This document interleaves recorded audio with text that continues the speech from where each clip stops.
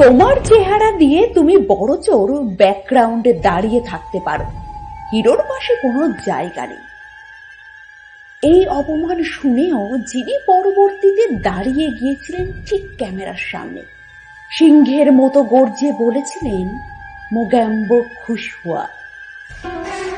একজন মানুষ যার কণ্ঠ শুনলে কাঁপত পর্দা, যার চোখে ছিল আগুন আর ডায়লগে ছিল ইতিহাস, তিনি যদি বলতেন মোগাম্বো খুশ হুয়া, পুরো ভারত হতো বিস্মিত। কিন্তু আপনি জানেন কি, এই কিংবদন্তি খলনায়ক হওয়ার আগে কিভাবে নিজের জীবন কাটিয়েছেন? এই গল্পটা ঠিক সিনেমার থেকেও নাটকীয়। যে মানুষটি পুরো জীবনে একবারও নায়কের চরিত্রে অভিনয় করলেন না, কিন্তু তবু তিনিই হয়ে উঠলেন বলিউডের আইকন। যিনি নিজের গলার জোরে ভয় জাগাতেন, অথচ বাস্তবে ছিলেন নরম স্বভাবের এক মানুষ। এমন মানুষ আর কোথায় পাবেন, যার উপস্থিতিতেই পর্দা কাঁপত, এমন কণ্ঠ, এমন চোখ, সিনেমার জন্য যেন ভগবান বানিয়েছিলেন তাকে। শুনে নিন বলিউডের সেরা খলনায়ক অমরেশ পুরীর জীবনের অজানা তথ্য, যা শুনলে সত্যি আপনি অবাক হবেন।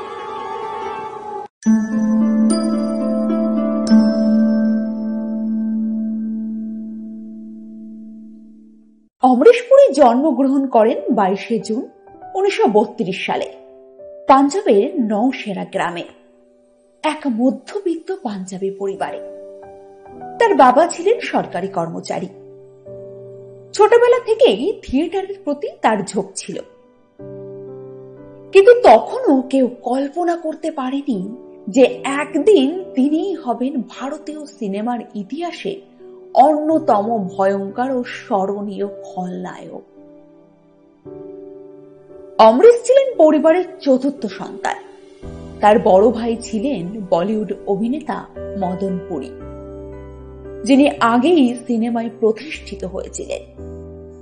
কিন্তু অমরেশ শুরুতে অভিনয়ে চান্স না পেয়ে জীবন চালাতে বেছে নেন অন্য পেশা। তিনি একজন সরকারি কর্মচারী ছিলেন, কিন্তু মনের ভেতরে লুকিয়েছিল অভিনেতা হওয়ার তীব্র আগুন। 70-এর দশকে অমরেশ পুরী আবার থিয়েটারে ফিরে আসেন। সত্যদেব দুবের নাট্য দলে যোগ দেন এবং ক্রমে একজন শক্তিশালী নাট্যশিল্পী হয়ে উঠলেন। তার গলা, তার শরীরী ভাষা আর চোখের অভিনয় এতটাই প্রভাব ফেলে যে পরিচালকেরা তার প্রতি আকৃষ্ট হন। থিয়েটারের এই সফল যাত্রা তাকে নিয়ে আসলো সিনেমার পর্দায়। তিনি প্রথম বলিউডে সুযোগ পান 39 বছর বয়সে। অনেক দেরিতে হলেও শুরুটা হলো দুর্দান্ত ভাবে। প্রথম দিকে ছোটখাটো চরিত্রে অভিনয় করলেও খুব তাড়াতাড়ি তিনি ভিলেন চরিত্রে দর্শকদের মন জয় করে নেন। তার মতো ভিলেন গোটা বলিউড খুঁজে আর একটাও পাওয়া যাবে না, হলফ করে বলতে পারি।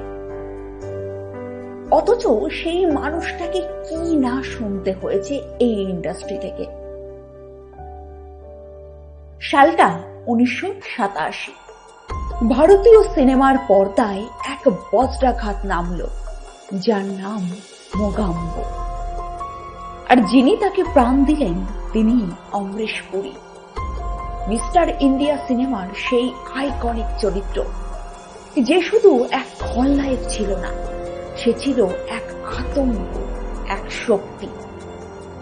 আর যখন তিনি বলেছিলেন মোগাম্বো খুশ হুয়া, পুরো প্রেক্ষাগৃহে যেন এক উল্কা পিণ্ড এসে পড়েছিল। লাখো দর্শকের গায়ে কাঁটা দিয়ে উঠেছিল। এমন সংলাপ, এমন ভয়ানক আত্মবিশ্বাস আর এমন কণ্ঠ, সেটা শুধু একটা লাইন ছিল না, সেটা ছিল এক অনুভূতি, এক থ্রিলিং অভিজ্ঞতা। এই চরিত্রে অভিনয় করার সময় অমরেশ পুরী কেবল স্ক্রিপ্ট পড়ছিলেন না, তিনি একেবারে চরিত্রের মধ্যে ঢুকে পড়েছিলেন। তিনি তার গলার ভয়াবহ কম্পন, চোখের জলজলে তেজ আর অঙ্গভঙ্গির মাধ্যমে এমন এক মোগাম্ব তৈরি করলেন যা বলিউডে আর কখনো দেখা যায়নি। পরিচালক শেখর কাপুর তো একবার বলেই ফেললেন, I can't imagine anyone else saying that line the way he did. অর্থাৎ তিনি যেভাবে মোগাম্ব খোসোয়া বলেছিলেন সেভাবে আর কেউ কখনো বলতে পারবে কিনা যথেষ্ট সন্দেহ আছে। মোগাম্ব শুধু সিনেমার চরিত্র ছিল না, সেটা হয়ে উঠেছিল ভারতীয় পপ কালচারের এক অংশ। আজও কোথাও যদি বলা হয় মোগাম্ব খোসোয়া, আমরা চোখ বন্ধ করলেই ভেসে উঠতে দেখি সেই গম্ভীর চোখ, সেই দাঁত বের করা ভয়াল হাসি, আর কণ্ঠে সেই বজ্রধ্বনি। শুধু বলিউডেই নয়, অমরেশ পুরী স্টিভেন স্পিলবার্গের বিখ্যাত হলিউড সিনেমায় মোলারাম চরিত্রে অভিনয় করে আন্তর্জাতিক পর্যায়ে নিজের শক্তিশালী উপস্থিতির জানান দেন। পরিচালক স্টিভেন স্পিলবার্গ স্বয়ং তাকে প্রশংসা করে বলেছিলেন, আমি যত ভিলেনের সঙ্গে কাজ করেছি তাদের মধ্যে অমরেশই সেরা। মিস্টার ইন্ডিয়া, নাগিন, দিলওয়ালে দুলহানিয়া লে যায়েঙ্গে, করণ অর্জুন, দামিনী, ঘায়েল, নায়ক, প্রতিটি ছবিতে তার অভিনয় ছিল ব্যতিক্রম। কখনো কঠোর পিতা, আবার কখনো ধর্মান্ধ গুরু, আবার কখনো কৌশলী রাজনীতিবিদ। তিনি ভিলেন হলেও দর্শকরা তাকে ভালোবেসে ফেলত তার অভিনয়ের কৌশলে। বলিউডের প্রথম দিকে তাকে কেউই গুরুত্ব দিতে চাইত না।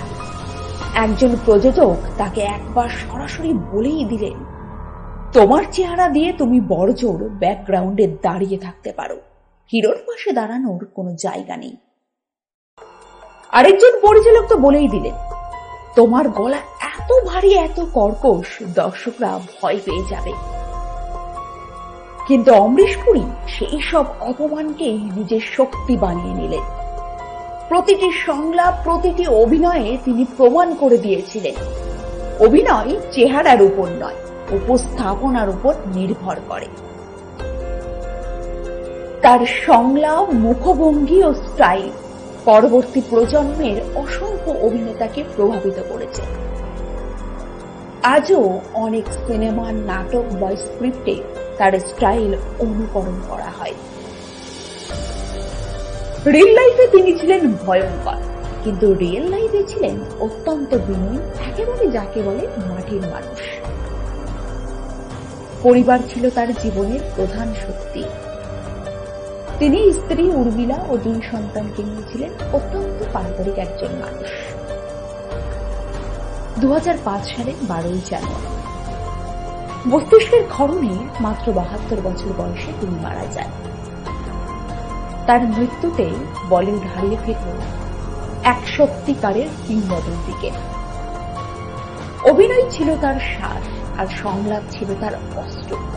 তিনি চলে গেছেন, কিন্তু রেখে গেছেন এমন এক ছাপ যা কোনো সময় মুছে যাবে না। তিনি ছিলেন ভিলেন, কিন্তু আমাদের হৃদয়ে তিনি আজীবন হিরো হয়ে থাকবেন। অমরেশ পুরীর এই গল্প যদি আপনাদের ভালো লাগে, তাহলে এই ভিডিওটি শেয়ার করুন, কারণ এমন কিংবদন্তির কথা যত ছড়াবে, তত নতুন প্রজন্ম জানবে ভালো অভিনয় মানে শুধু হিরো হওয়া নয়। কমেন্টে জানান অমরেশ পুরীর কোন চরিত্র আপনাদের সবচেয়ে বেশি প্রভাবিত করেছিল।